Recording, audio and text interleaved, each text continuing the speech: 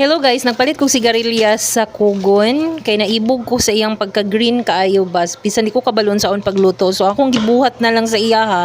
Gihimo na ko siya sigarilyas fries. So to start, gi-slice na ko siya og pinataas, pinahaba.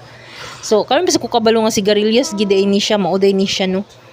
Sa bahay kubo naman nato ni madungog sigarilyas at mani. So kana. So mauni siya after na ko na slice siya tanan gihugasan.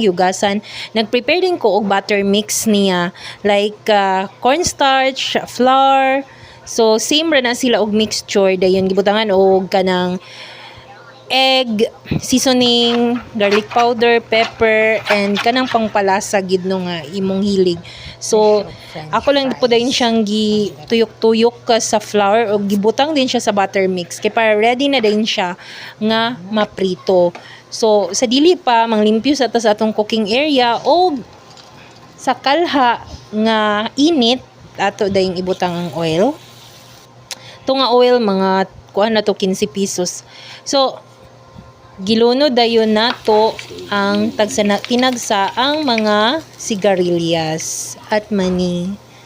So kana siya no, pag mag-golden brown na din siya, ato na din siyang ibutang dito sa sudlanan nga nay tissue kay para sad nga mapatulo pag-ayo ang iyang oil, dili siya oily.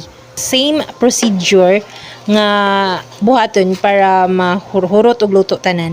Then today, naluto na siya and it's time to taste na gyud.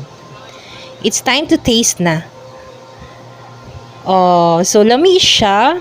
Na siya pagka-crispy, veggie, then healthy food siya para sa mga kids. So, naguna-una ko kaon kay wala pa sila ng mata. So, ako lang siyang gitilawan mga 3 cup fries, sigarilyas. Kung sa video ang lami. And I'm sure no magustuhan ni sa mga bata. And